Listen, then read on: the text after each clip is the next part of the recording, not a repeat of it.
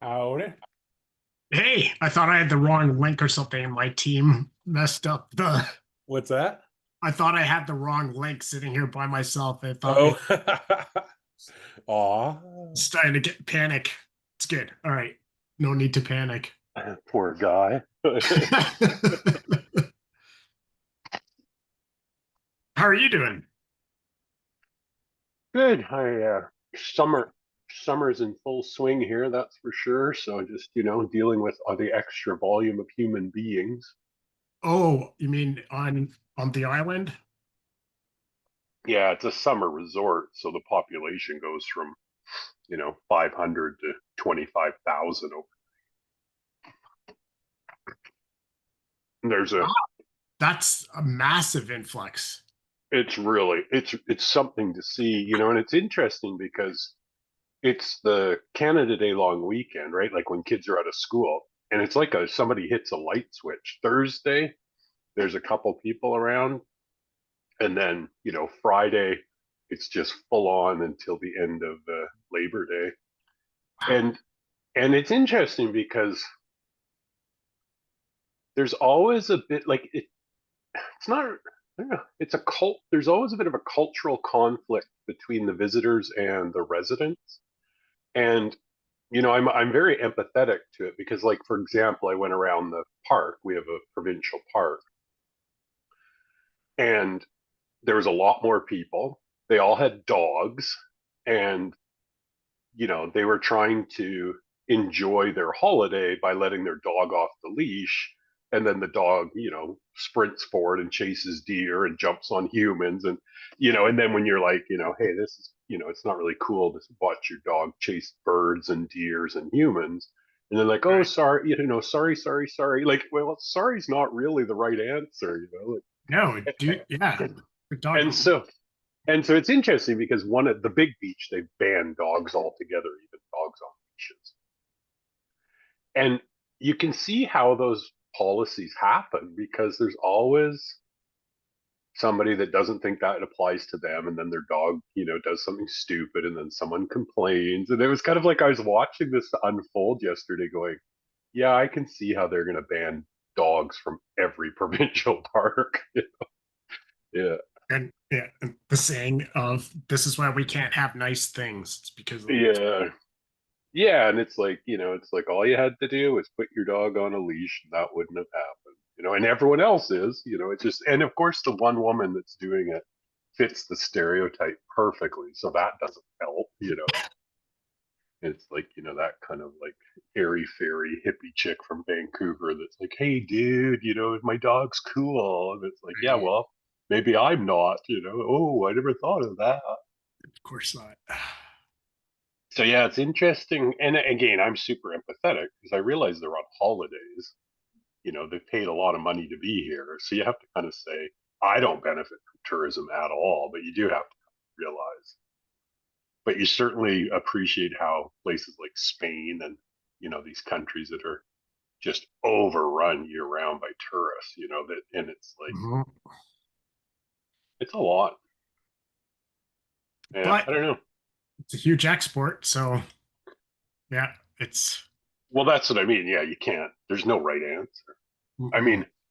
mean, in my perfect world, I'd have a camper van and I would go further north in July and August. Like I'd go to the north tip of Vancouver Island where there's no people, because it's the weather here is what you're here for, right? No Yeah, humidity, no bugs, no humidity, beautiful weather. So it's kind of like, well, I could actually go further up north. I don't, but because this is such a tourist destination, and it always has been. yeah, it's absolutely the best part of Canada. Most scenic, most beautiful. All of BC, really. I remember when I did my initial combat engineer training in Chilliwack and getting out there, Yeah, yeah. no bugs. Just and then later the school moved to Gagetown, New Brunswick, which is the exact opposite. Yeah, yeah. Everyone's like, what are we doing out here? Humid, so many bugs, so many bugs. Yeah, yeah. Yeah, so no, it's a pretty special place, and like I said, you want to be, you need to be willing to share it with the tourists. I can't believe that differential. How many people come in the summertime? That's crazy. Crazy. Yeah, well, so the bulk of the real estate are summer homes, so that's why they're not here in the winter. And then there's two very large sandy beaches that are really good for kids because they, have gradual entry for swimming. So they're very family oriented. And then there's two provincial campgrounds and two private campgrounds. So, it's a perfect storm, really. Yeah. I was a few years ago trying to get there's a couple of army buddies to do a motorcycle camping trip around the island, but no one wants to. Their kids are younger than mine. I'm at that stage now. Now I've got two other friends I'm trying to convince to do a motorcycle camping trip up to James Bay. That's something I really want to do. So do that, but eventually come out and scour every part of Vancouver Island. Yeah, yeah. Yeah, well, that's the right way to do it. Yeah, so nice. All right. Yeah. Hello, everybody. Hey, how you doing? Good. Can you see me? I can and hear Oh, you. okay, perfect. Okay, good. Yeah, hi. Yeah, so thought I would join today, just juggling a number of things, but I thought I would pop in and, learn a bit about how things are going. How have you been, Hinesh? Good, good. How are you? Long time. I'm, You look different. Your hair is different. I know, because it was lower before, if I'm not mistaken. That's yeah. Yeah. So yeah, I've been around. The last time we chatted, I was in Nigeria, but I've been back for at least 3 months. I came back in at the end of May. Okay. Yeah, so but I've traveled internally here. I went to Winnipeg at some point. I've been in Montreal and yeah. So just building and trying to help entrepreneurs in procurements. These days, it looks like we are more leaning towards the global trade side of things. So helping ensure compliance for emerging markets in the agricultural sector who want, Okay. who want to connect with Canadian buyers. And what specific niche of that market? So hibiscus from Nigeria, sesame seeds, yeah, hibiscus sesame seeds around this cocoa. It's a matter of mainly hibiscus, but it can really go into any other commodities. It depends on what people want. But hibiscus, yeah. Okay. And what's your involvement with these suppliers? So my involvement is to help them understand the compliance, like what they need to do. When I say compliance, I mean what documentation they need, what they need to have to come into to not get their products rejected by Canadian side. And then finding Canadian buyers who are interested in connecting with those emerging markets. So I'm more like facilitating. Mhm. Yeah. But eventually, if the business idea turns out to be what we think it is, then a lot of it will become automated. Yeah. And where So, are these? What port of entry are they coming through? so for now we are looking Toronto. Sorry, Montreal. I said Toronto, Montreal. Okay. Yeah. And yeah, so we are currently one of the companies that are in the Invest Ottawa summer cohorts for their Okay. ignition program. Yeah. And how do you find that? That Invest Auto has come up so many times in the last few weeks. Really curious about the value that they're able to provide. Yeah. We just started, so only going into week 2, and it's every Thursday for 10 weeks. So we will be done in September. Okay. How do I find it? It's really rich in terms of when I say rich, I mean the kind of advisors you work with are very well experienced advisors, and they know what they are doing. I've been in a few incubators. Yeah. So Invest Ottawa's incubator, it's solid. They Good. take Okay. it from idea. So basically, we are in what you call the ignition program, which is kind of the idea validation stage. After you finish the ignition program, you automatically qualify for the flex program, which is the point where you have a business model, you have customers who are paying you, and now you're kind of looking for, how to just grow that. Mhm. So, I mean, the ignition program, which is like the first, the basic level.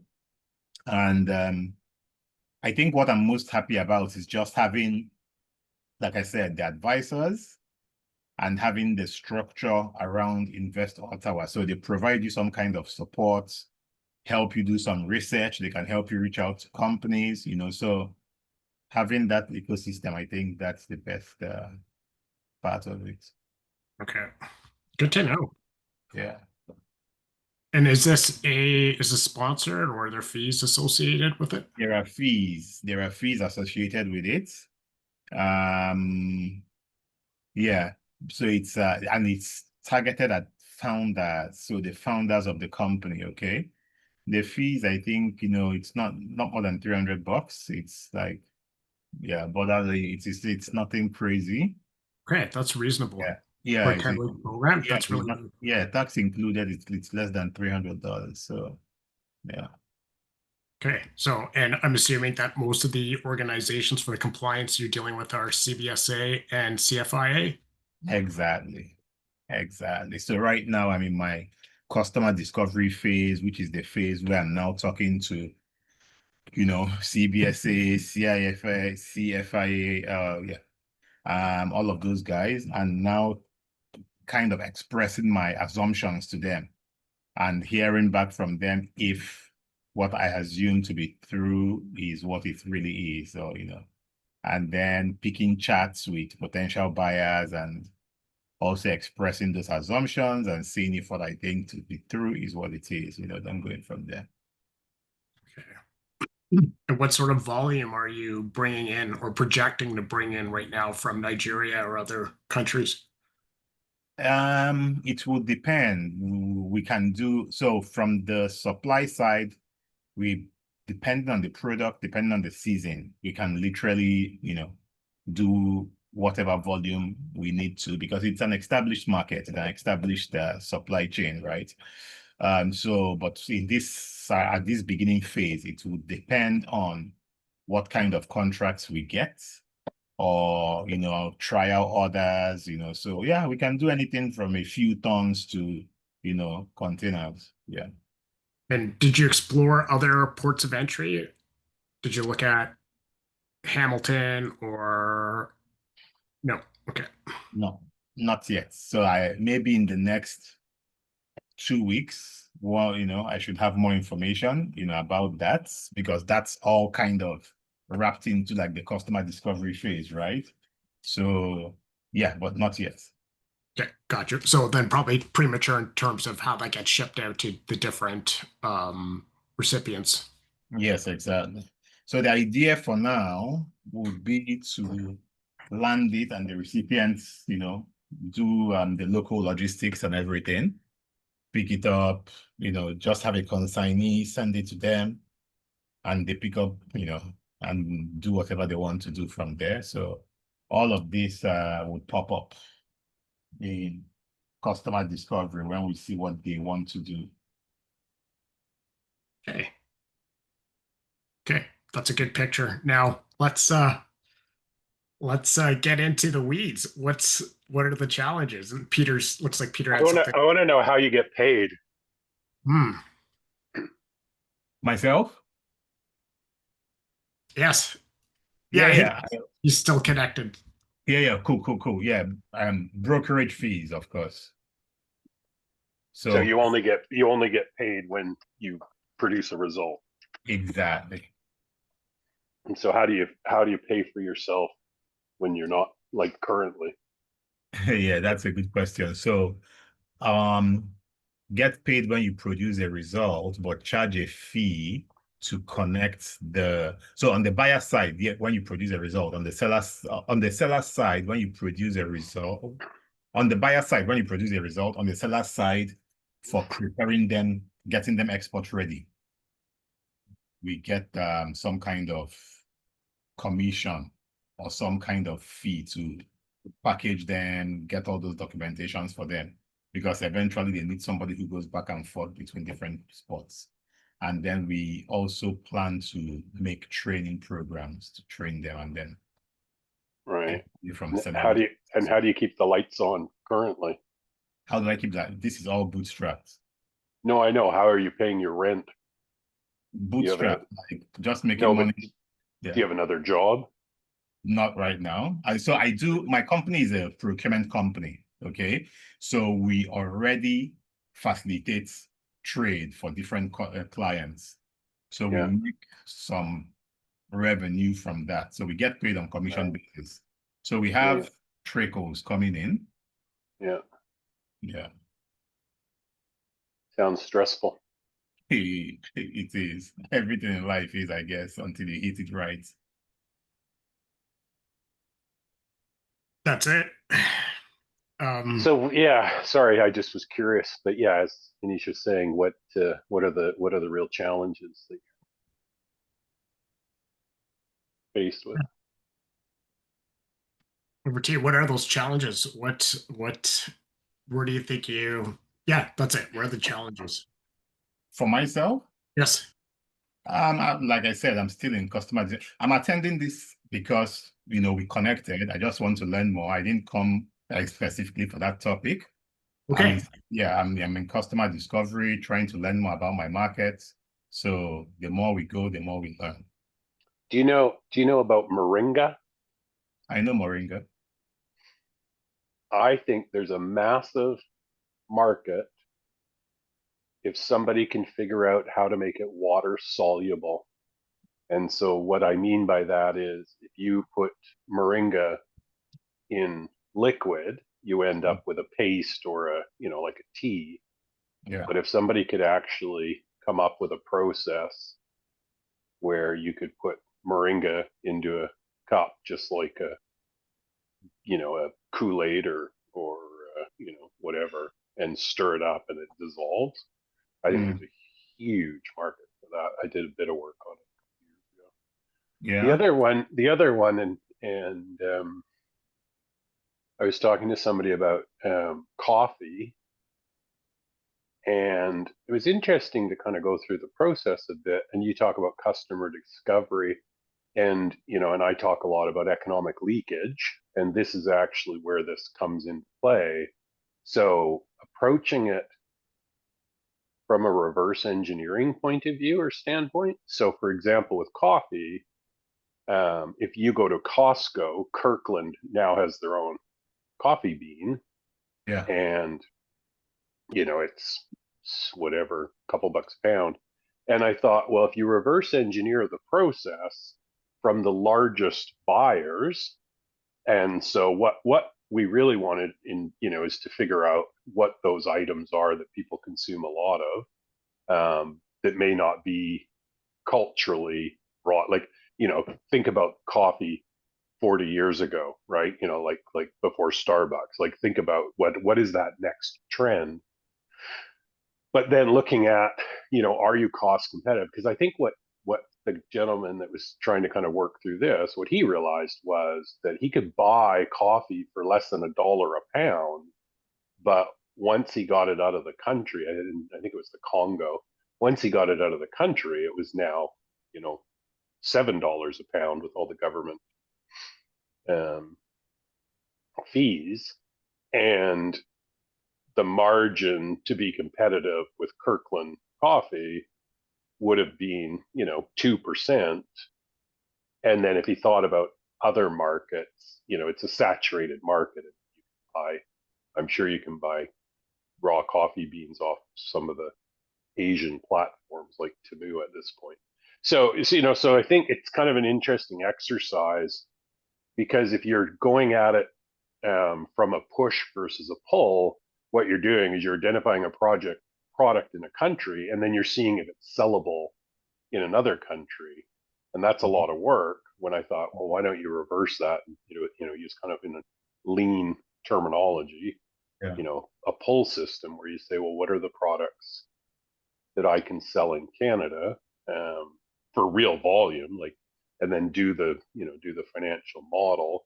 And once you've identified those, then kind of go out and find the Yeah. source, and I think it's interesting with, like, Nigeria is a really interesting example, because if you think about the dysphoria, so how do I say that word? Diaspora.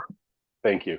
You think about where the universities are located, like Calgary, Toronto, or Alberta and Ontario. Like, I'm sure the population is massive, and they're not getting any of the products. Like, they're probably using alternatives and then kind of rejigging them a bit. So you can even look at it from a lot of different angles, right? Yeah, exactly. And do that in different ways. And I think the Asian market has done a really good job of that. If you think about, TNT markets, like, no second or third generation white Canadian grocer could have ever built TNT markets. Yeah. Like, it had to be a first gen Asian that that saw that they couldn't get any of the things they needed in a mainstream business, and now it's wildly successful, and now all the non-Asians are shopping there too, so they figured out how to mass market and scale that business. Yeah. So I think, looking at those angles, so economic leakage, what are the actual products? Are you competitive?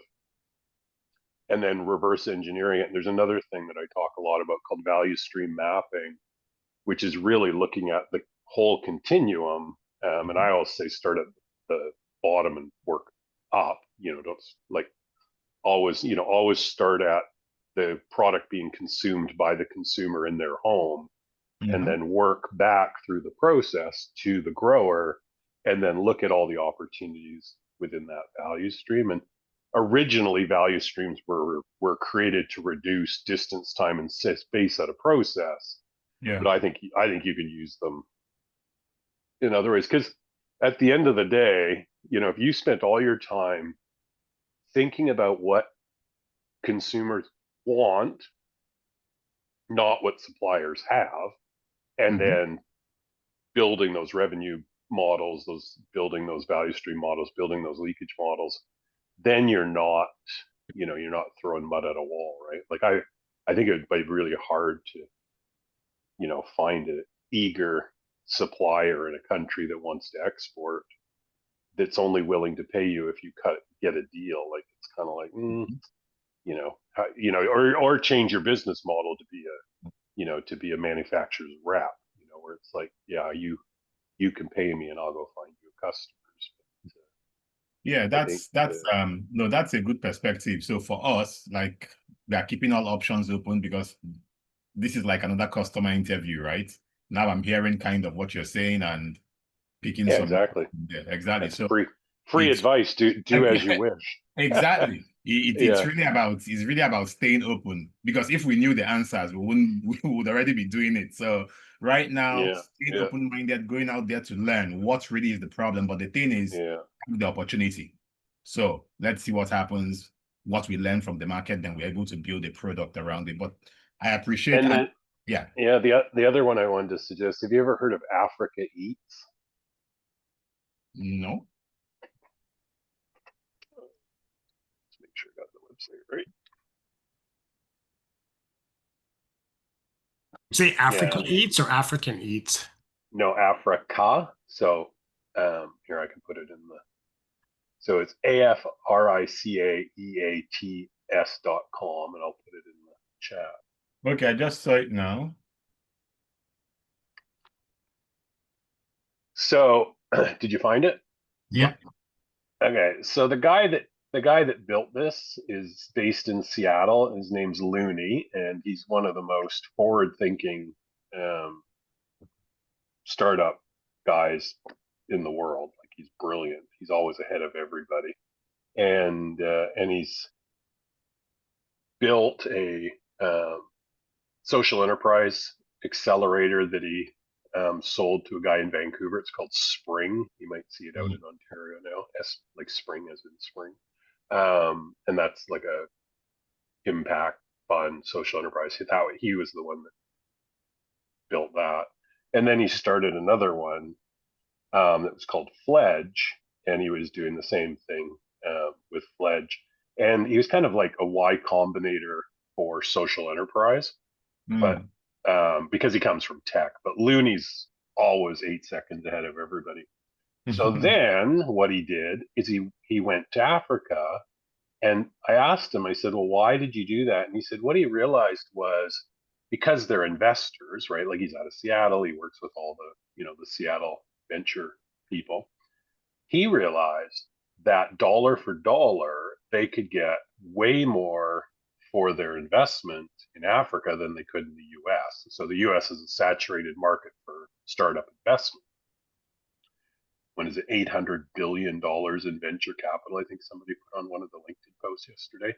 And so he said, well, why don't I go to Africa? And you can see by his map, like it only took him a couple of years to build this. And what he's doing, because he's socially minded, like he's a really cool guy, what he realized is he can actually get all these micro enterprises. And then he's building the local living economy in Africa. So the reason I'm bringing this up, not only is he just a cool guy, radar, but you could actually look at the companies. It looks like he's got 2 from Nigeria. Look at these companies, and you might find that you could actually work with a bunch of them, bringing them to Canada, or bringing the products to Canada because they don't. And because you've got an American ally, stick handling the whole thing. So yeah, that's a real. I think that's a real opportunity there. That's a good opportunity. I agree with you. So that's it. Yeah, those are the kind of things. Look at what they're doing. See, so yeah, part of customer discovery. Now I have more people to talk to. So. And at the end of the day, working for Africa Eats while you're growing your business might not be a bad idea. Right. And copying what he's doing would be a really good idea. And Loony's the kind of guy, like, I'm sure he couldn't care less if somebody copied him because he's gonna always be ahead. I know. He's not afraid of anything, right? Like he'll just be like, yeah, that African thing was fun. It worked out. We hired a CEO, and now I'm doing something in yeah, exactly. India. And so he's got lots of cool stuff, like the long-term investor with no plan to exit. Like he's really like the business model is really sound, and it's interesting because I would argue the global north, like Canada, US, Europe, they should be actually using his model. Yeah. But it's too, it's just not, I don't know, it's not in the psyche, but, like, especially in Canada, his model makes way more sense for the Canadian economy than copying US model, which will never work because we have $8 billion of venture capital competing with 800 billion, so it's just, and I think people are starting to come to the realization. I mean, I just came to it a little early, but I'm starting to see enough signal on LinkedIn where people are like, right, IP is important, but, we're still going to have economic leakage as long as we're not using roll-up funds, which is basically what he's got going on here. And his influence is Warren Buffett's Berkshire Hathaway, like that. Like he figured out how to scale back to the startup space, which is his expertise, that business model. And then he went to Africa because he realized he could get way more bang for his investment buck. So it's pretty awesome. Anyway, that's all my wisdom in less than 10 minutes. But listen, that was a good session for me. Like I said, that's been one customer discovery session today, and rich information. Yeah, so compare that to Invest Ottawa. I know. I think that's called theater. And it's funny because you nailed it, and I didn't want to lead the witness. But the reason you join an incubator in Canada is public relations. and it gives you a bit of, you know, social capital that you wouldn't have. Yeah, exactly. But there's no, Yeah, there's you're no correct. mentor, you know, it's Yeah. like all of that's really low quality. So yeah, I tell people, if you need public relations, then get involved. Yeah. It's for the public Yeah. relations and social capital. Exactly, but Yeah, but if social you know, pro- if you want a real, social- if you want a real mentor in a real business, then go hunt Loony down and figure out Yeah, how to get involved in Africa Eats, because you're that'll change correct. your life. You're correct, 100%. And I'm going to do exactly that. Do you think do you have a personal relationship? Would you make if I impress you enough, would you make an introduction? Yeah, just send me an email. Okay. Here, I'll give you the address. Yeah.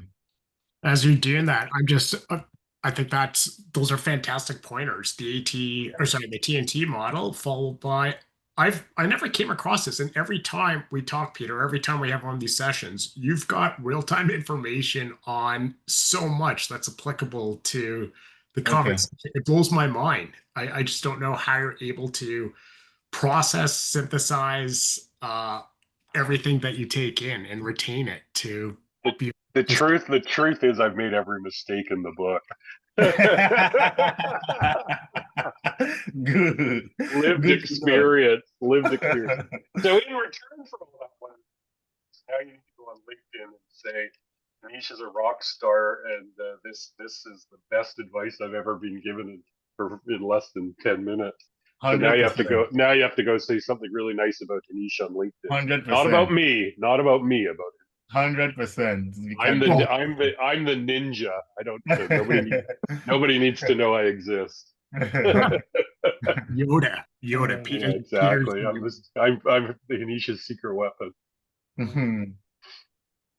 Yeah, I don't want people contacting me for advice. For free advice. If you give out 20 minutes like this of your time every day to 3 people, you have nothing left. Exactly. And Peter, are you typing Graham Day? Is that, or who is the Loony Libs? Okay. Here, I'll give you. Hang on, I'll put his LinkedIn in there.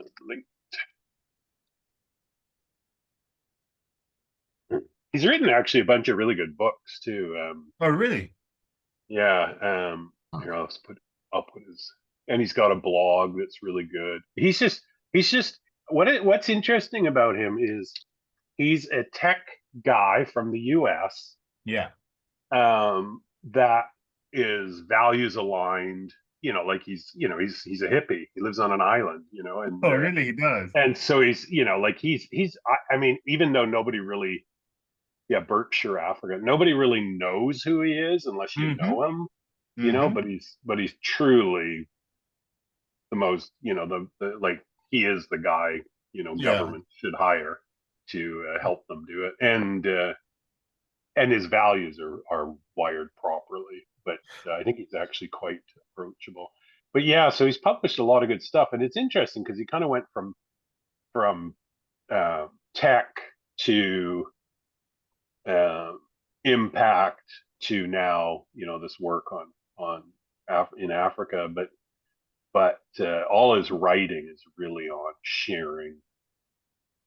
Like, he'd put business schools out of business, right? Like, you know, I mean, his books are probably way better than business school for selling people. I'll go check this guy out for sure.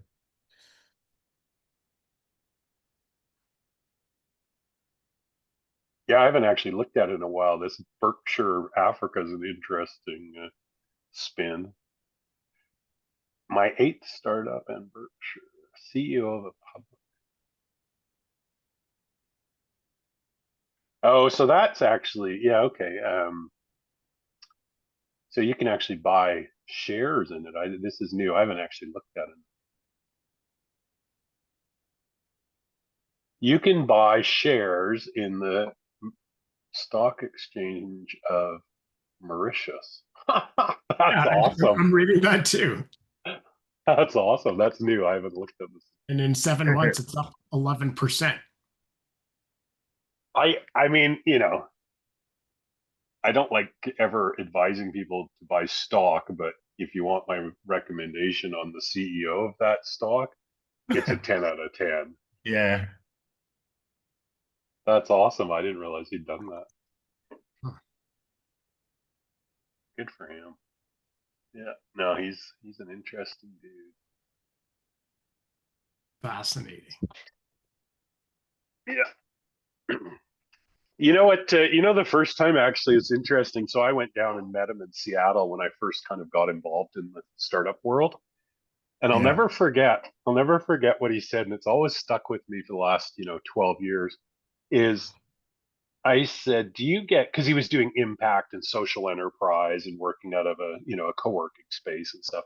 And I said, oh, do you get government grants to do all this work? And he looked at me like I was an alien and he said, what are you talking about?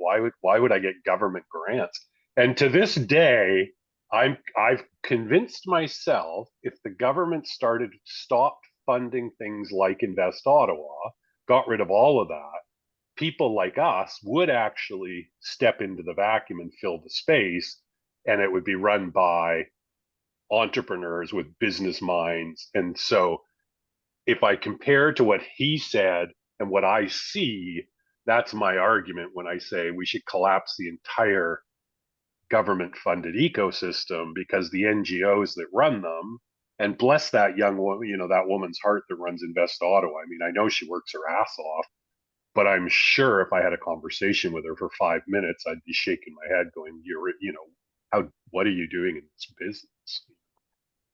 I know. So he was the one that really made me realize that government funding is actually a disservice to entrepreneurship.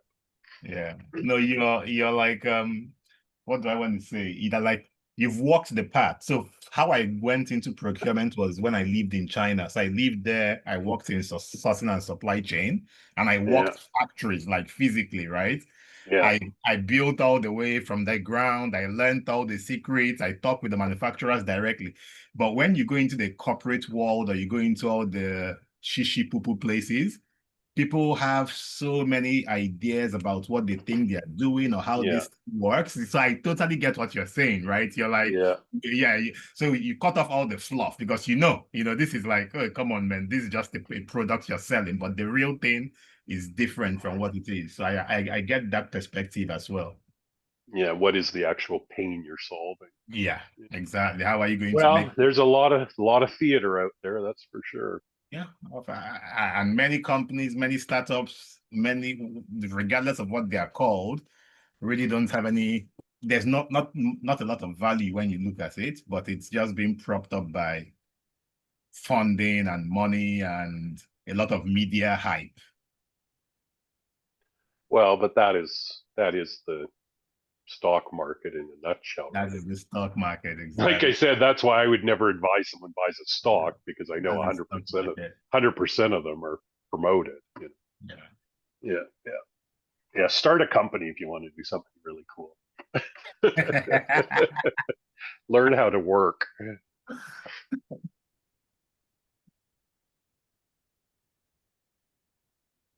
And figure out how to make moringa water soluble. You'll be a billionaire if you can solve that. Moringa is one of those products that I've heard so much about moringa or everything. I've never really paid too much attention. Maybe I will now. There's lots of supply, but somebody has to figure out how to make it water soluble, or it'll never scale. Yeah, there's a lot of supply. That's true. So when people talk about moringa, it's always like, oh, moringa is magical, but then it's everywhere, right? So it's not like a scarce commodity, so to say. Yeah. So the business is water soluble. What I'm trying to think, the other thing in Nigeria is textiles. Have you ever looked at any textiles? Textiles are so the textile thing. That's where I started from fashion. Oh, okay, right. There you go. So yeah, no, I'm surprised. I think Nigeria. China killed it. I think there's a lot of boutique opportunity. Yeah. In Nigeria for textile, when like you said, it's not going to be Sri Lanka or China, but or Vietnam. So now, what's going on now is, the real or the original Nigerian traditional fabric is what we call ashoke. Yep. it looks more like a batik, like a Yep, tie-dye. I know it. I know it. Yeah. Badly. So people have begun to go back that route now. So that's probably going to, So can you buy that? Can you buy that in Ontario?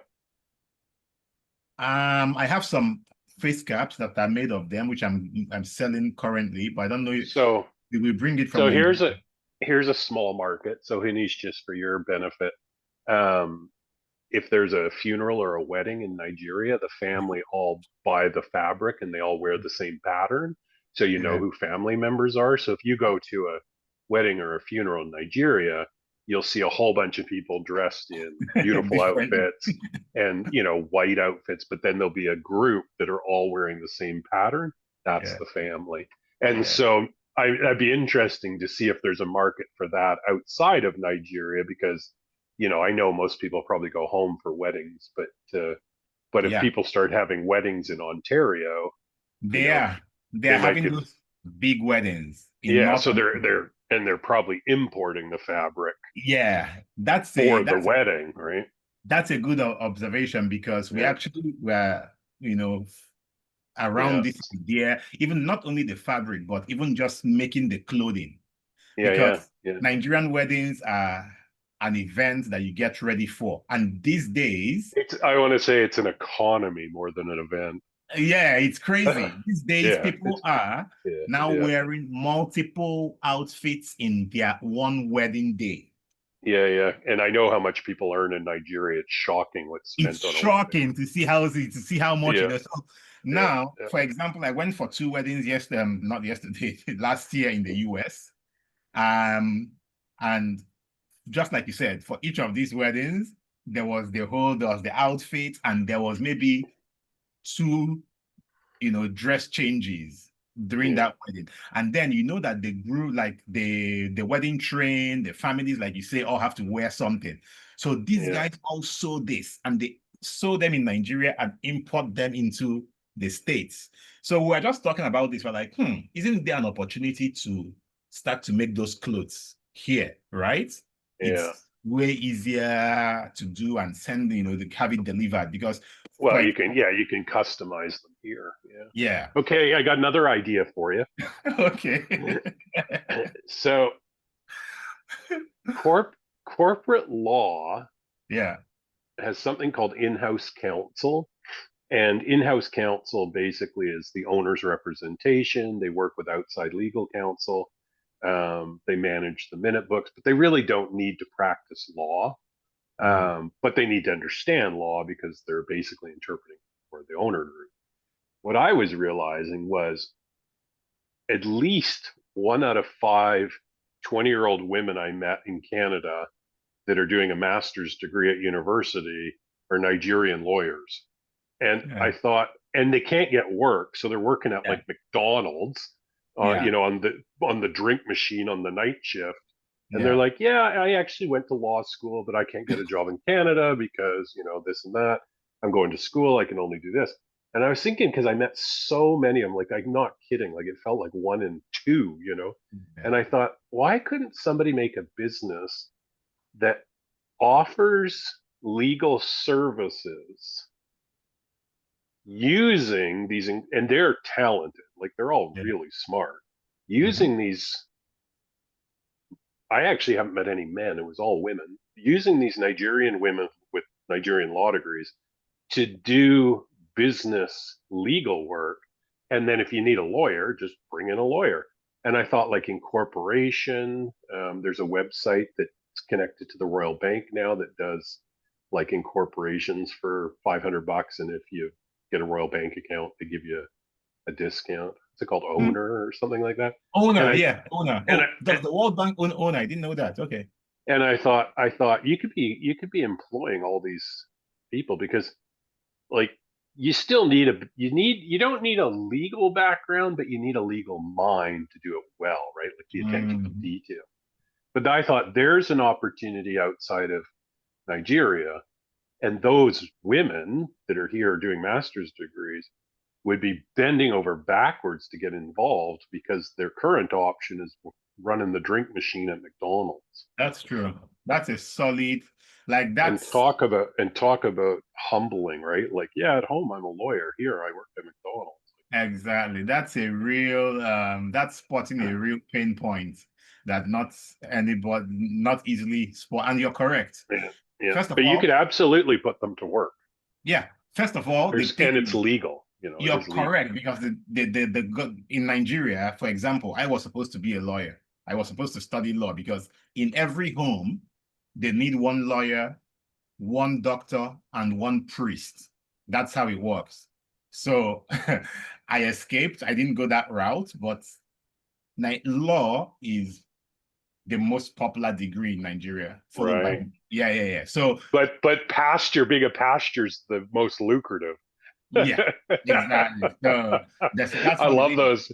I love those dudes, man.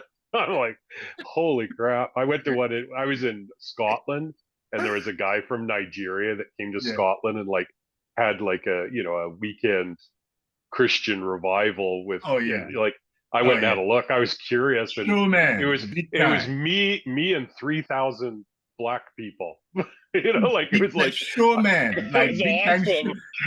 They just sell you hope endlessly. Oh, it was awesome. Very well Yeah. orchestrated.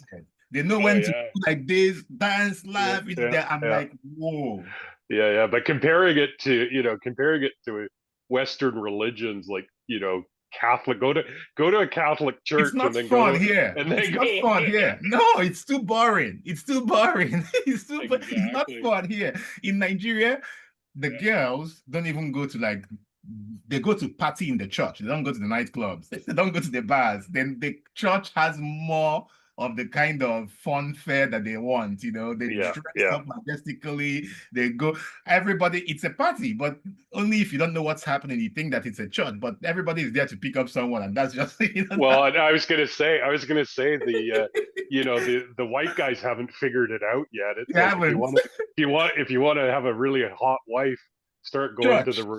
start Go going to to church. these Go to church. African Go to dominant church. churches. I'm telling you, go to church. Like so the Nigerian guys already know. So every Sunday, everybody is very seriously going to church, and you think that Yeah. Yeah, but somebody they're has really going. They're really going to no. meet girls. No. I'm so with you. I'm right there.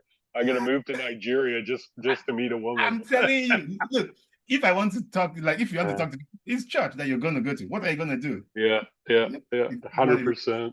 100%. Yeah. I'd wait till the non-African men figure it out. Man, they should quick enough. They are like, Yeah. I'll go to church. That's where it's happening. Those Yeah, pastors you're are right. like, Yeah, there's literally 2,000 gorgeous women in this event hall, all dancing up a storm. But you're right. They're all 100%. sizing up the men as husband material. 100%. I'm telling you, that's because that has already done like the due diligence for the ladies, and they're ready to roll. I met him in church. Okay, good, and that's why they went to church anyway. Nigerian girls are not like they're not like the Asian girls who are like comfortable drinking all the time, and they grab it. No, they're not. But then they know where to get what they're looking for. Yeah, that's cool. Yeah. Too funny. Yeah, man.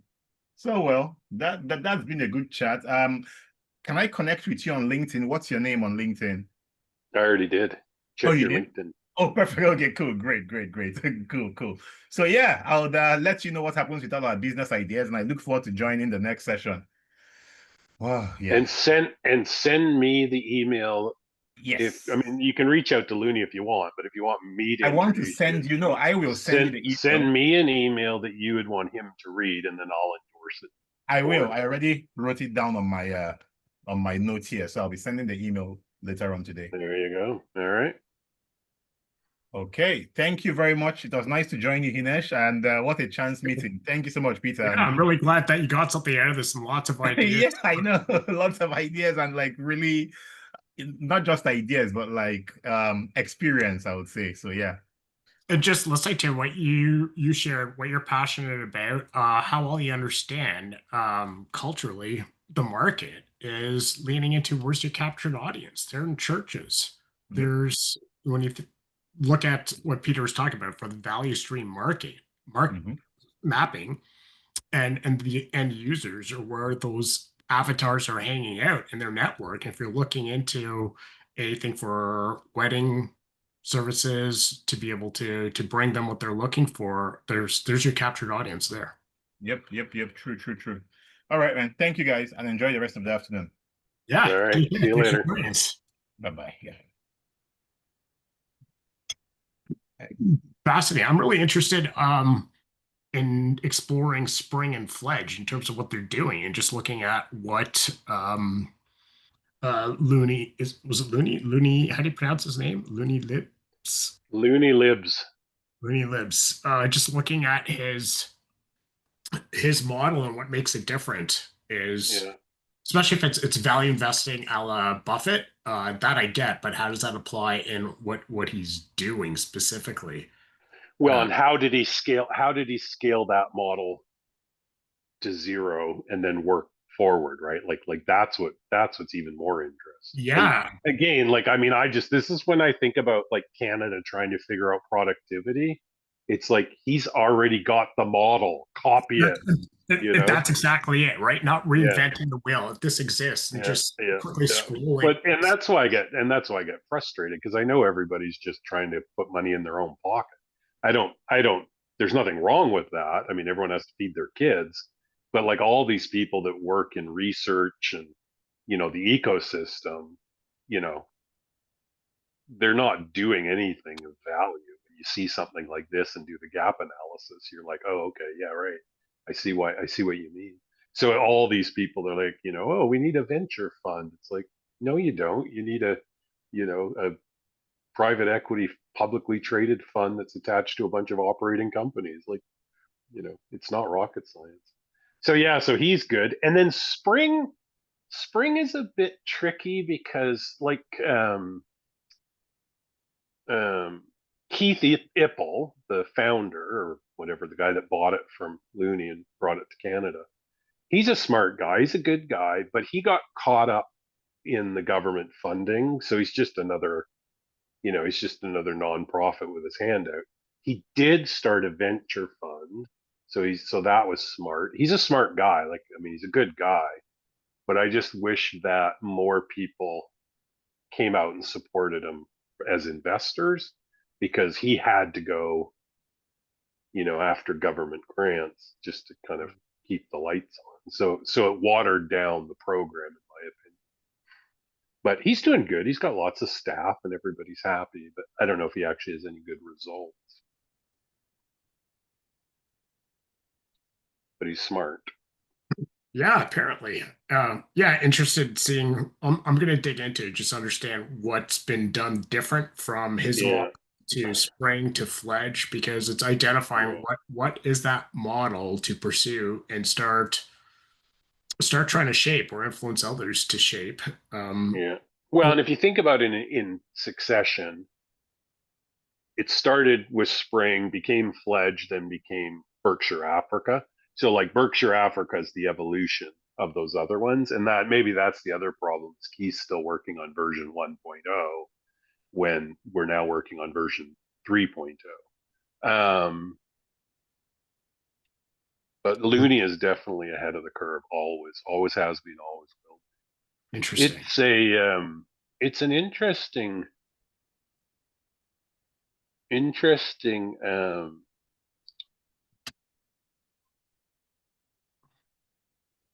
what was I thinking? Like,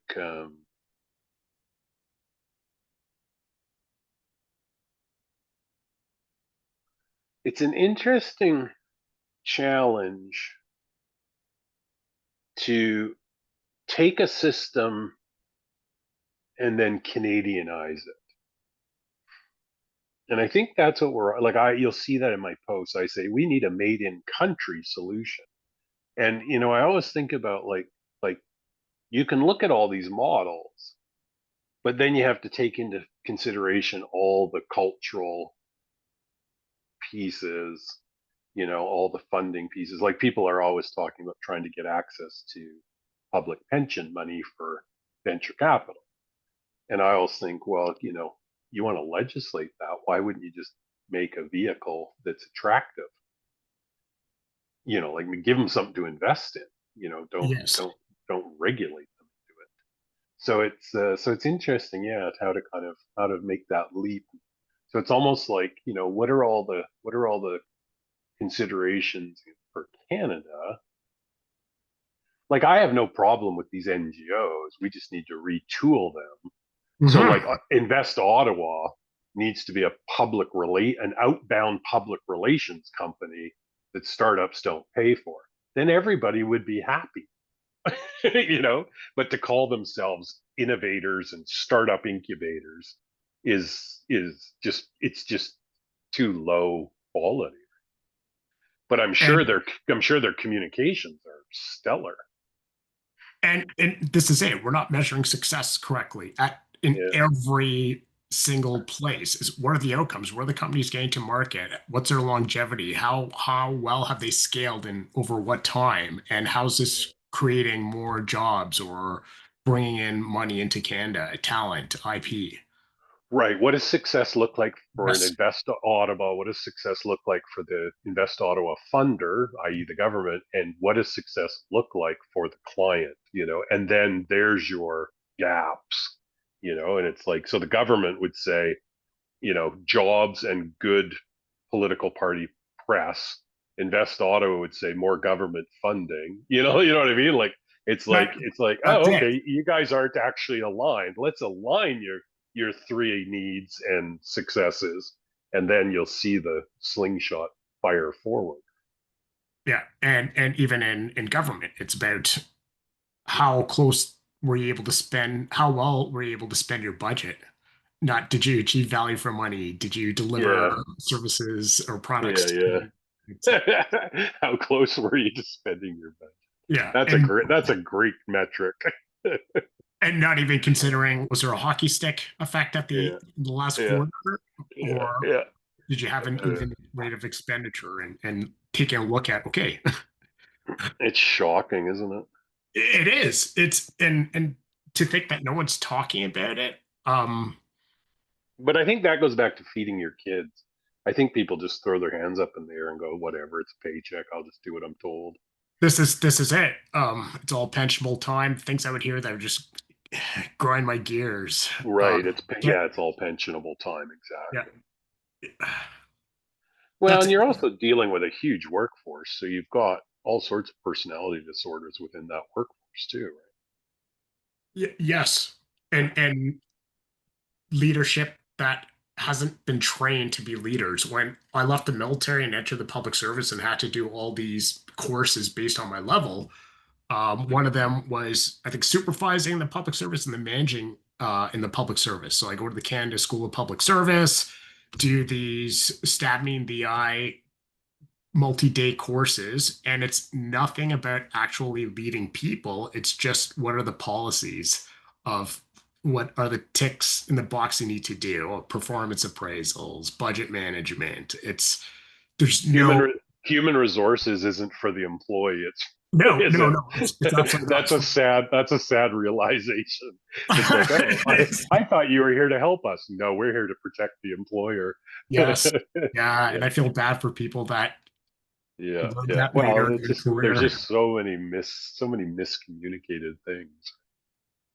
Yeah, so I'm gonna look into Loony Libs Yeah, yeah, and as well as some stuff I came across. I think it was Reid Hoffman who had advised Bezos, yeah, Zuckerberg, and Gates and yeah, others. yeah, yeah. He's badass.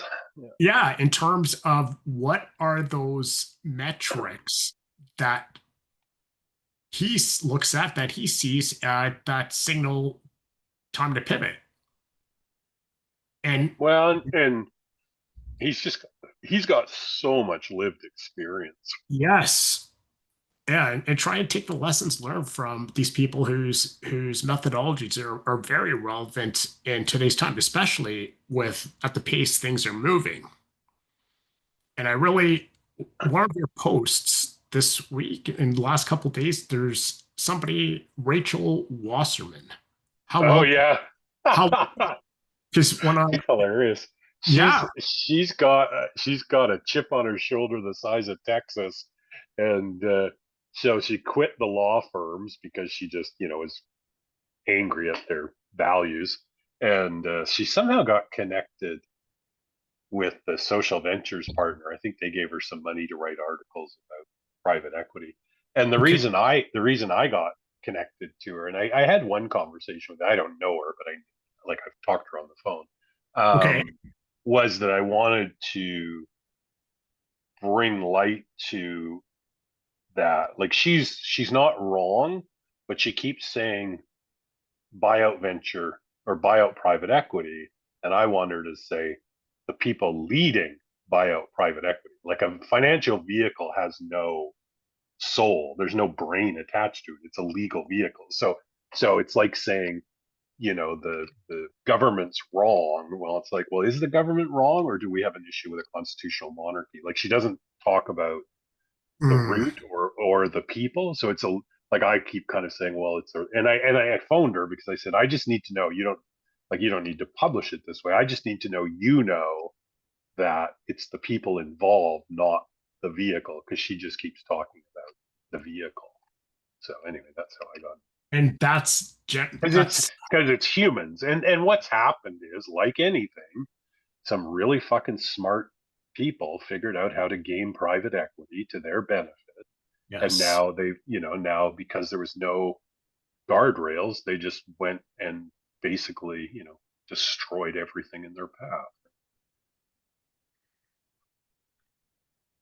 Yeah, it's the rush to market with a half-cooked idea. So it needs to be, reined in for sure. But it's the people that need to be reined in, not That's the it. vehicle. That's it. And I just find that's just lost on everybody. Everything is people Right. centric, no matter Right. what. So there's nothing wrong with politics. There's something wrong with the people in the politics. Yes. Yeah. Right. So I wish people would just talk about people more, but everyone's afraid to offend anybody. Culture eats strategy for I breakfast. I don't know if you've noticed, I've been calling out Jim Basile on LinkedIn. I haven't got any reaction, but it's like guy's got a lot of social capital. I'll give him that. But I think he needs to admit Mm. that as much as he thinks we need economic sovereignty and IP is important, he needs to admit that his ultimate goal is to make money, not build Canadian companies. So I've started calling him out, and I can tell I'm not getting any resistance. I'm not getting any resistance from his people, but people are kind of like, oh fuck. But Okay. the guy donates millions of dollars. It's like, yeah, I'm not saying he's not a good guy. I'm just saying he can't claim the Council of Canadian Innovators is actually working on the right issues, because they never talk about venture capital, which is what he is. He's the founder of Matrix Private Equity. So I think what happened was, this is my assumption, and they don't need to ever say it publicly, but I would like to hear it from him privately. That other guy, John Raffaello, which is also another really popular Canadian talking head, I just need to hear from them that the reason they started Canadian Innovation Council is because they realized they were so far downstream venture capital, like their series, C, D, and E, that Mhm. no Canadian companies were ever reaching them. They were all getting sold at AB, and so they were getting zero deal flow from Canada. So they invented this lobbying group pretending that economic sovereignty mattered. But really, why they did it was they want Canadian companies to survive through the venture continuum long enough so they can actually put money in it. So they're not wrong. They're just not telling. It's a white lie, right? They need to say Yes. our motivation is that we would like to invest more in Canadian companies based on our current thesis and not changing our thesis. So and the problem with that is the unassuming government people think that they know best, and they're not questioning it. So Mhm. where government money needs to go is first check, debt, like it needs to go upstream to the very beginning. Otherwise, like, we don't need government venture capital. That just doesn't make any sense, right? Or sorry, we don't need any government venture capital at Series A or beyond. It doesn't make any sense. What it Okay. needs to be is pre-revenue, pre-seed, seed only. Yes. Right. So not one government dollar should ever be invested in venture capital past seed.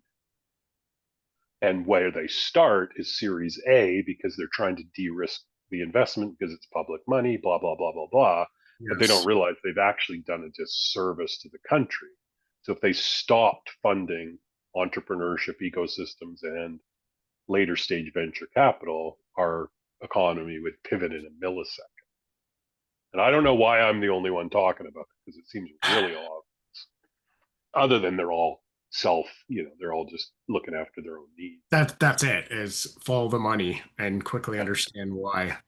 Yeah. So nobody's doing anything wrong. Like there's nothing wrong with the Canadian Innovation Council. I just wish they would tell the truth. So when government people fall, and I even said that the other day. I said, the reason I'm doing this is because I know people, live and die on the words of John Raffaello and Jim Baselli, right? They're the, they're the Canadian thought leaders in Right. startup productivity, and they're venture capitalists that do later stage de-risked investments. They're actually the worst people that should be advising. Amazing what donors get, he's also donated $100 million. The last few minutes of what you just said is really important. Yeah, that's really, I'm just processing all that. And with that, what would you like to talk about in the upcoming weeks on Wednesdays now? You'd mentioned education in the past, post-secondary institutions, and just to have a theme for messaging that I push out. Yeah. Although every week at the call, depends on who shows up. What are you thinking? Yeah, it's interesting. I was thinking about this today when he showed up because he's obviously not reading the note literally, right? Like he's like, oh, healthcare procurement. Well, that's not for me. He's more like, I'm in startup mode and this is a free conversation. Like he was smart, he benefited from it. But it's kind of like, how do we message? So for example, if we go after universities, it's, the messaging would be like, what can we do to get universities out of the red and into the black as quickly as possible? And I think you have to come back everyone. Like I'm sure the healthcare one will fly when there's an audience. Yes, of course. Right. But we don't have the marketing dollars to create the audiences. So housing is going to attract an audience, but it's not necessarily going to generate any consulting revenue. So it's kind of like government procurement might be the right theme, right? So instead of picking a sector, it's like, would you like to sell more to the government? If we're doing this as lead generation for consulting work, I don't think we have the audience to be so specific. Okay, which was my initial thinking, and then it's been meandering. So let me then. I think that's that makes a lot of sense. Are you having are you having trouble selling to the government? Would you like to sell to the government? That. Okay, well then let me put some thinking around that. Come up with some stories just to. What I'm doing is just trying to get stuff out, not going for perfection, enhancing it as I go. And so I want to keep this theme until the end of August, and then September have a new theme and so forth. It's a lot of work, it is. You got to be careful, and that's why I always think when people talk about social media and podcasts and all these sort of things, I'm like, you do realize to create content's a shitload of work. Because I had a friend yesterday talk about social media. And I was like, it's like those posts don't just magically appear. Like it's a lot of work. No, and a lot of the background work I'm doing to facilitate the ease of doing this is developing the background, I guess, feeder material for AI. So I've got a client avatar profile that's pages and pages long. Another document I call my Rosetta Stone. That's Yeah. another 20 pages, talks about values, long-term vision, enemy frameworks. So really defining this out, which then when I pivot, everything has to get updated. But then I've got that that framework to The operate. template. Yeah, Yeah. because ultimately it's Well, about then you need to sell that, that like productize that, that's because there's a lot of exactly people. There's that's a when lot of people like us, right? that's just when my strategy whiteboard that in big black letters now says build products. A couple of them are a wellness GPT for CEOs, because this is what Yeah. comes up in my calls with clients is not taking care of themselves because they're at this Yeah. seed stage. It's hard. They're trying to Yeah. scale. So that's exactly it. So, and then as well to be able to then have that methodology and IP as I'm building it out, being tracked to create the SOPs, to delegate, but then to be able to create productized audits and so forth. So yeah, it is a lot, but just got to keep moving the yardstick. Yeah. Well, and always think about, how do you monetize? How do you monetize? Yes, and that's You're- I had this on You can Sunday. sure see why people pay for things. It's like, wow, do I really want to? If you're not productizing something like this, you probably should be paying someone else to do it. Yeah, and that's Bootstrapping is tough. Sunday afternoon on whatever I was doing. That was that idea that came up is okay, what do I need to do to hit this revenue and alleviate some of these financial pressures? I was like, oh, this Okay. has been on my list to productize. That has to move forward quickly because that is, yeah, then that just gives me the ability to outsource more things I don't want to do and then to grow this faster and more comfortably, I guess. Yeah. It's, Yeah. it's it's a lot, but then having fun. 2 days ago, I think I was thinking of fuck it all. Why don't I just liquidate everything and go live on a beach? Your kids. Yeah, even at that, like, they can stay with their mom and I'll visit and vice versa. How old are they? 16 and almost 18. Oh, geez, they're adults. Yeah, yeah, That's they're it. yeah, I yeah. just hit this in the last year. So Attendance. one of the reasons I went to Europe, and I got realized that I didn't plan it well enough. But one of the things is I thought you need to go to like Portugal, um, Thailand, all these different places that have lower cost of living and better climates. I mean, Mexico, Latin America, like whatever you're comfortable in. Actually, go and try them on, because everyone I'm talking to is saying things like, oh, I live in Mexico City now. I have a friend that moved to Italy, and they're all like, oh, it's the best thing I ever did, because Canada's just become, so hard to navigate, right? Like the cost of living is just pushing us all out of the country. Yeah. And, I have a friend in and so, Colombia. we're now the immigrants, right? Like you think about your parents, like people coming from other countries to Canada. Now we're going to the country, right? Like, and Yeah. we have to just accept it. It's okay. So yeah, so For better opportunity. us living in a country where our dollar is worth more than not, right? So I think you're going to see a lot of people kind of in their 50s saying, I could retire if I sold my house and move to Portugal. And that's Vietnam, southern Spain, and Portugal. I preferred Spain to my Yeah, favorite places in the world because people are so friendly. It's so everything is the yeah, food's good, the culture, yeah, yeah. it's different. And So, okay, so here's another idea. This is an interesting idea. It'd be fun to actually like find a couple guys, pool some money together into a company, and then buy an estate in one of those countries. So like you live in a house that's big enough that if you threw a party, your your co-housing person wouldn't even know, like an actual, Yeah, villa. a And then corporate you've got like, yeah, retreat. exactly. You've got like 4 or 5 guys, that are living there, and whatever, you come and go, you sell your share, whatever, but like run it like a business.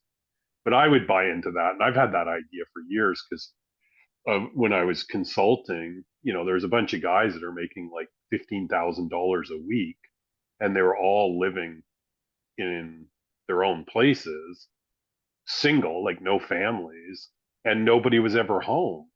And I remember saying to my friend Sean, I'm like, why aren't we like pooling all our resources, buying a mansion somewhere, hiring a woman to cook, clean, and do laundry, and come and go as we please, And he's like, that's not a bad idea because, you go over to each other's places on Saturday or whatever, and realize that, here's a bunch of guys with cash flow that, Yes, we're living this, yeah. So yeah, I'm so all, that I'm is all that is over an that idea. option. Yes, I'm all over that idea. And about 20 Yeah, years ago, some of my army buddies' yeah, wives came to me, and we're all sitting, same guys, same couples, and they're like, Hinesh, yeah, you're a pretty smart guy, and why don't we do this? And we've been talking yeah, about creating that villa where you've got a large common area, and everyone just has their little private yeah, yeah. accommodation. And Yeah, so I I would looked at absolutely buy into that. and Ecuador. Ecuador is where I even Yeah, I yeah. did a reconnaissance of where it could be. So I looking, will be your first customer. And I think if you run it kind of like a hotel, so it's like look, you can't cook, buy your own groceries, like you this is all a service. And if yes, that doesn't work for you, you probably shouldn't live here. But it's like, like you can't economize by opting out of the services. It's like we've bought the real estate, we've hired the staff. This yes, is this is a private run like a private hotel, that's and it. you're part of the ownership group, but you pay a monthly fee, and because it's so well run, that it's cost effective compared to your lifestyle in Canada.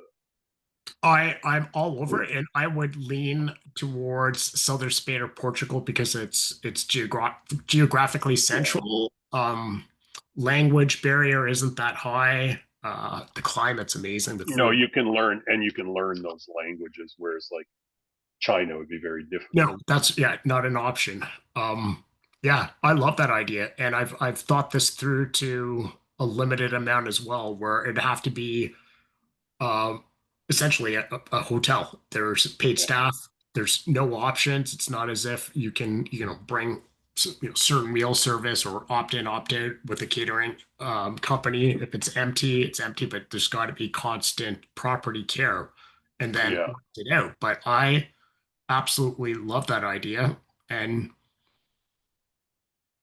It's yeah, interesting, eh? Like, I mean, like I said, I'll be your first customer. I mean, I'd love to live in a co-house, like you said, and especially a villa where it's like you have a whatever 1,000 square foot rancher, that's on a path to a common area with a where you go for your meals or whatever. yes. And just has as a wellness retreat, as leadership Yeah, retreat, and to be in a yeah, climate where it doesn't require the maintenance. You can have a giant masonry, beautiful building that's oceanfront. I have a vision for this. I want to make this happen. yeah, yeah. And I mean, you have to also remember, like, middle age is 30. It's not 50. I mean, once you're over 50 and your kids are, in later past grade 10, like, unless you suddenly are going to make a shitload of money, you have to start thinking about like what is that nice, last 10, 20 years going to look like. Obviously there's some travel in your 60s, but in your 70s, you're probably going to be really happy just hanging around the common room, you know, talking about the same shit you talked about yesterday, like. Well, I'll show you the vision board on my monitor. I'm a planner. I've got so many things I want to do, and I'm constantly trying to rope in people to do it years in advance. Oh, nice. Yeah, there you go. You've already done it. And I've got that forecasted, everything financially. I had it. Yeah. Um, in my marriage. I would by December I had an annual budget breakdown for the year next year, Yeah. including Yeah. or You just didn't find a woman that appreciated no, no. you. But then I get to lead a better life. I travel a lot, and for me, it's adventure and experiences, and so Yeah. this No, is, that's awesome. Yeah. Yeah. No, that's awesome. It, and no, it all. I think, and and it's just, yeah, it's like, you just got to figure out what people can afford a month and then build around that. I I'm not even. I see it as doing it without building up what I'm building and not worrying excessively about cash flow, to have a bit to be able to do things like that, because to me that has greater value, to Yeah. bring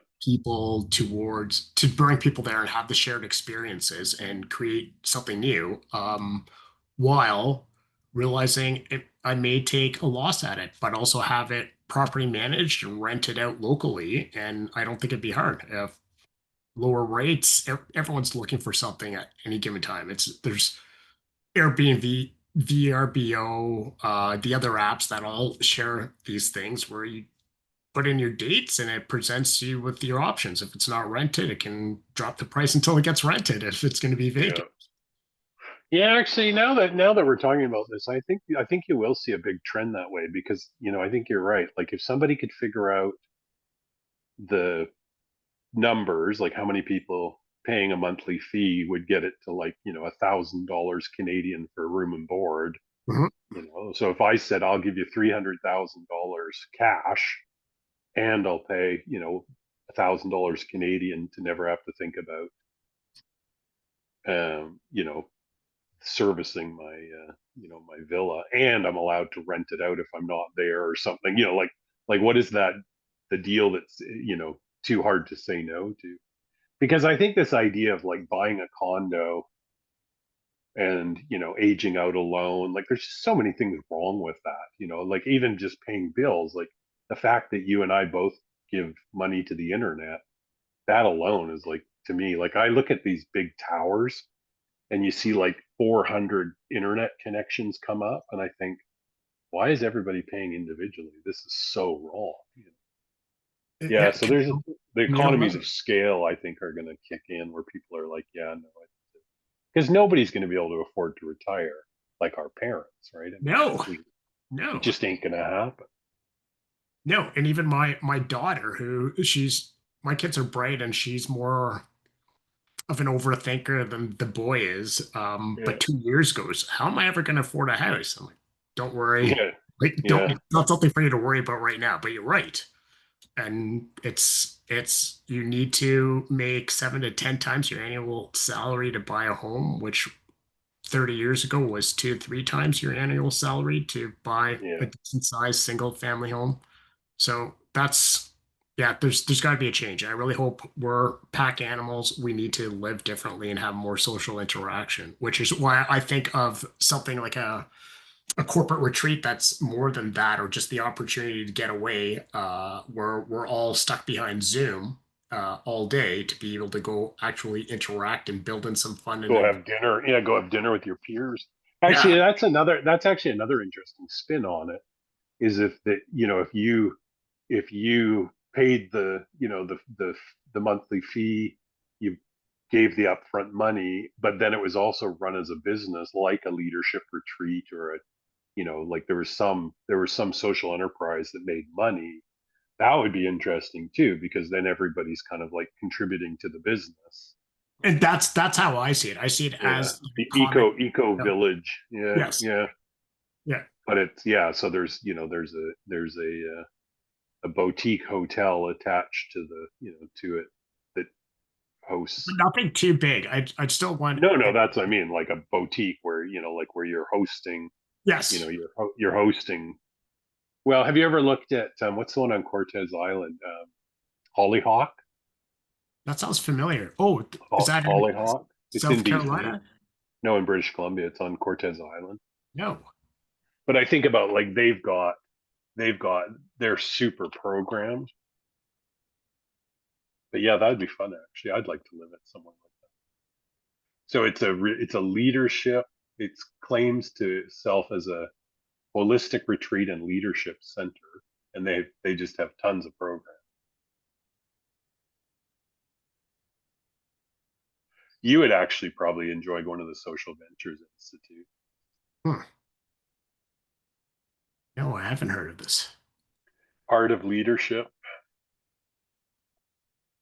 but it's got like, you know, super good food, super, you know, the location's incredible. Oh wow, that Four Agreements guy, Juan Jose Ruiz, is actually there in this week. Wow, That would actually be interesting. that would be really good. I mean, it certainly is. I forget those. I actually have to write them down and post them. Really There's another place actually I was looking at because I really like anything that whatever the CIA is learning or has been taught is something I gravitate towards. Where was this?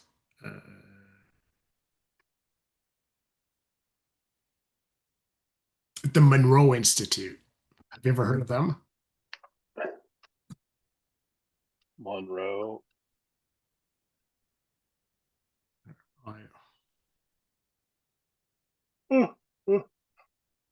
No. Same. Discover Valley. Nice. So that's on my list within the next 18 months is to go take some sort of training or course there. Well, it is tax deductible. All those trainings and retreats, you know, you can write them off. Oh, I spend an obscene amount on professional development and Yeah. over the last couple of years to just what do I not know?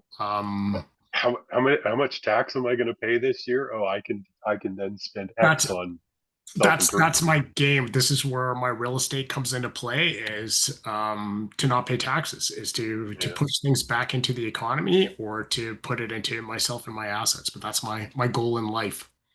Even this year, my accountant came back to me because I had lots of losses on my properties. He's like, CRA is not going to like this. This has become a trend. I'm like, yeah. Yeah, you can't do it forever, can you? no, but it all makes sense. It's because I've refinanced my properties to either fund myself. Before I started this a few years ago and left my career, I refinanced everything, so yeah, everything's running at a loss. So there's going to be, which is funny, isn't it? It's like that shouldn't be a problem. it should be a problem because that's the reality. Rents are low. Yeah. Acquisition costs are really high. Well, and again, these are all issues that Canada is going to have to deal with now that we've got so much pressure from the U.S. that, you know, like in the U.S., your mortgages are tax deductible. You know, like these are the kind of things that are going to have to evolve because we just can't keep taxing ourselves, you know, and having this wonderful public service. Like it just doesn't work.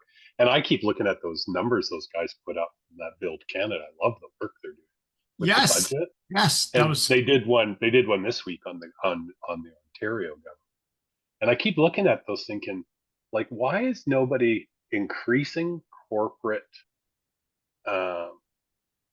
revenue while decreasing corporate and private public or personal rates? Like our rates should be going down and our volume should be increasing. And it's like, I'm not an economist. Why am I thinking about this? You know, like it's so interesting when you look at the numbers. I think, okay, so we need more corporate, we need more head offices paying more taxes at a lower rate, and we need to basically eliminate personal taxes. Like that should be the entire goal of a government, is to eliminate personal taxes.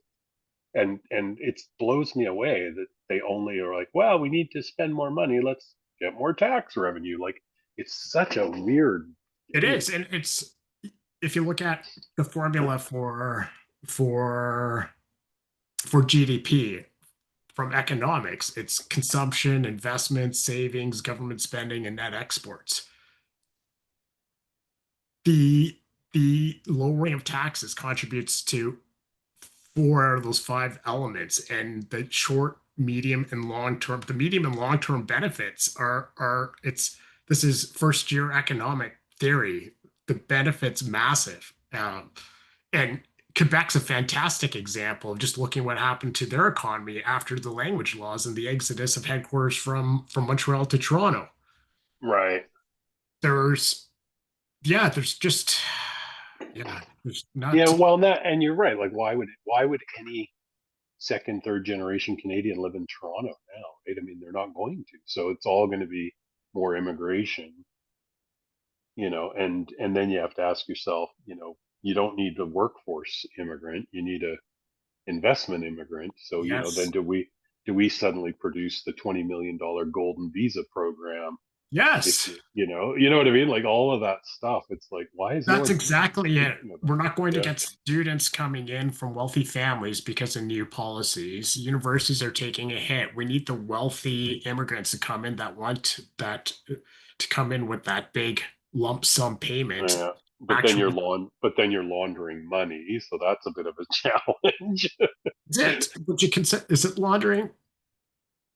Well, I mean, it certainly is from some countries that are, well known Oh, for. yeah. Okay, I see what you mean now. Yeah,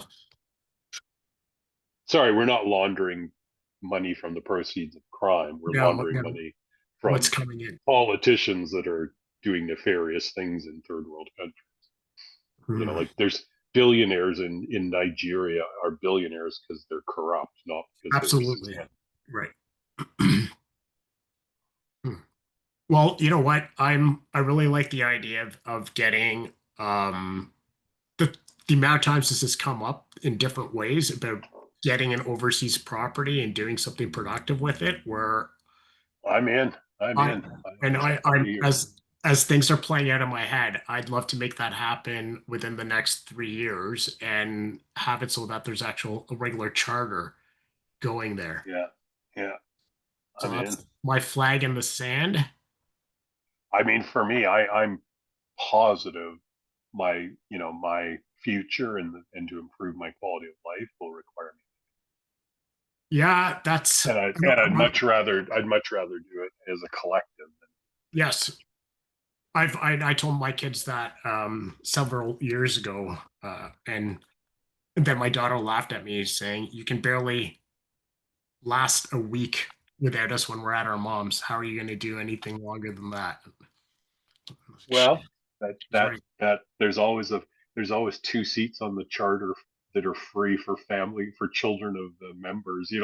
Like it's all just how you bake in the It is, and the agreement, right? So it's like we realize that 90% of our club members have children in other countries, so we've we decided as a democratic vote that we're going to have free seats for kids. They never have to come up with money to come visit their parents, yeah, and who wouldn't want families hanging around? I mean, definitely. Like those aren't the kind of members you'd want, right? Like if someone's like, well, I don't want kids here, I don't want grandkids here, it's like, well, you're probably not, this probably isn't for you.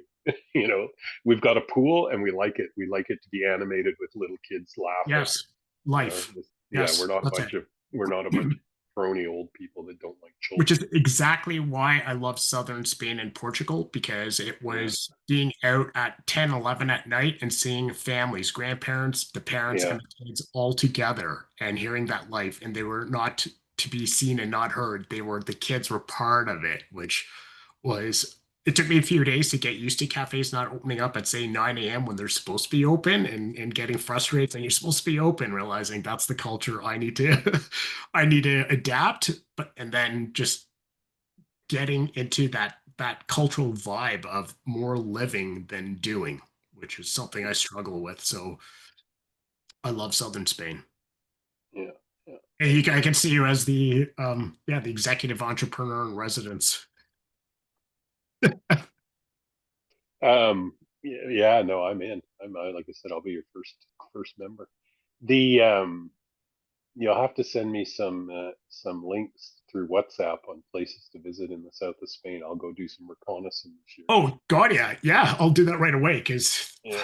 I love that the Yeah. the wine, the people, the music, the culture, the beaches, everything. That is my favorite place in the world so far that I've seen. Yeah, no, I feel like unless something monetarily changes for me between now and next, like a year, like in the next, say, year September, I'm pretty sure I'm going to be hitting the road, like a year September, and just calling it, Canada a good experience. Like there just isn't anything for me here economically. Like I went to Toronto, I tried that. I went to Edmonton, I tried that, and I just see that everybody's still in the traditional mindset. So it's like, nobody's going to pay me to do it. That's yeah, I get that.